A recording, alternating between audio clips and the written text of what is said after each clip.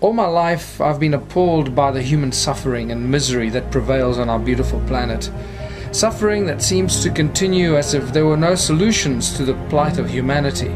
And yet, in all our hearts, we all know that there are solutions, and that they are really simple. But somehow, our so-called leaders are not providing the solutions, but instead creating more confusion and misery. We've appointed our leaders to be our servants, but they're not serving us. We appointed them to do the best for us, not for them. So whatever we want and we need as a people, they should be doing for us. Is that happening? No, the opposite is happening. And so millions of people are waking up to the silent war against humanity and are standing united for change all over the world. People of courage, vision and enlightenment who know there is a better way ahead for humanity. We are all born on this beautiful planet, and we're all born free. And yet, we cannot move around freely. We cannot live where we choose to.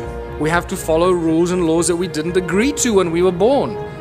We have to work to pay taxes and to earn this thing called money. We didn't agree to that either when we were born.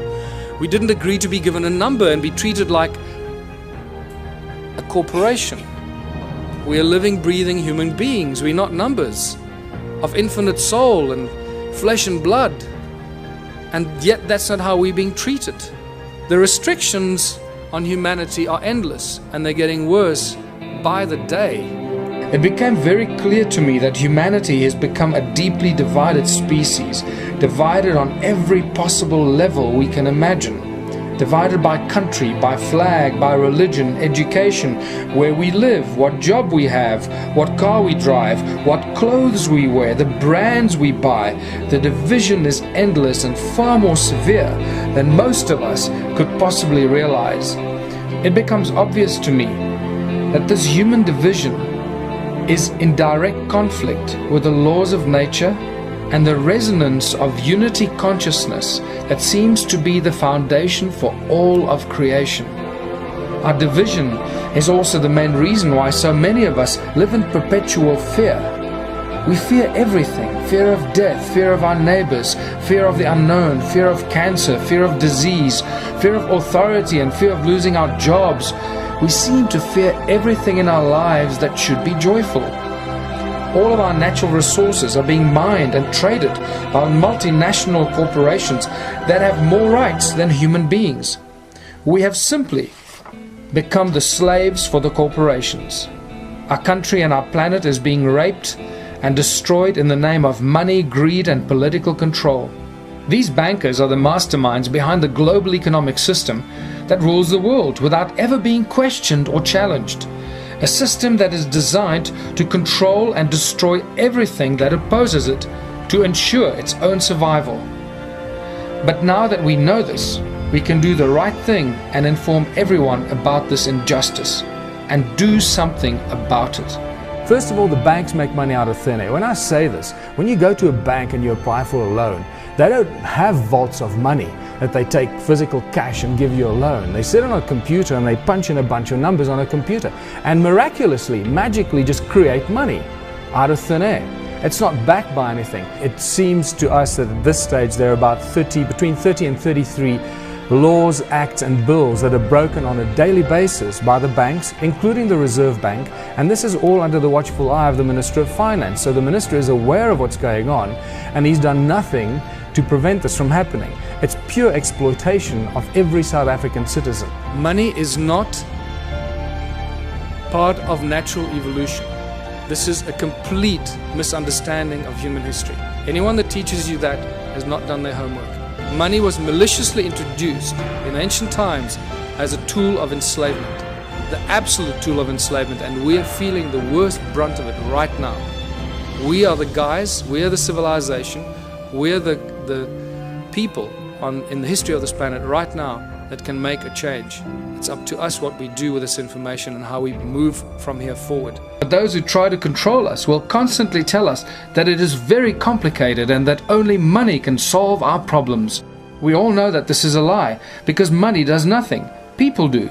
People grow the food, they plant the seeds, they build the bridges and solve the mathematical equations, and people create the most beautiful works of art. People do everything in great spirit and joy when they are allowed to do so. Money is simply the obstacle that keeps us all from creating and thriving. I would like to share with you the joy and simplicity and the beauty of Ubuntu, where people do not live divided in fear of each other, but rather live united and thrive in abundance on all levels of our society, for all of humanity. Let us actively begin to spread the message of unity consciousness to all of humanity that will allow us to heal our division and change the misery of our human beings to abundance within a global community filled with love for each other and not fear of each other. As you work through this process of a moneyless society, Ubuntu society, where everybody contributes their natural talents or acquired skills to the greatest benefit of all, with certain minor rules that are not rules, it's really just an agreement that this is how we're going to work together. The moment you start working in that kind of community, the abundance is so spectacular that we, right now, cannot imagine it. It is not possible for us to imagine it until you start immersing yourself in this kind of thinking. Realize it's a movement about higher consciousness. It's about breaking all the norms that we've been conditioned to believe, standing up to authority, and taking back what belongs to us, living, breathing human beings. The Ubuntu Contribution System, I called it Contributionism in 2005 when I first started writing about it. Completely new social structure, abundance for all. It's based on ancient knowledge when they didn't have money, where everyone contributes their natural talents or acquired skills for the greatest benefit of all in the community. It goes back to the African roots called Ubuntu. All ancient cultures, in a way, share this African system called Ubuntu. They have different names for it, but it always comes down to the same thing. It's amazing that the ancient cultures survived for thousands of years not using money, and they thrived, as Foster Gamble would say. And they had a similar philosophy. If it's not good for everyone, it's no good at all. And that is a beautiful philosophy that I'd like to share with everybody, because I don't want to do anybody harm, and I don't want to do anything that's going to harm anyone because it does me good. I'm not interested in doing that. And this is why the whole Ubuntu Contributionism system, the Ubuntu movement, is a movement of higher consciousness. It is for people moving into a new age, a new era of higher consciousness. Exactly that.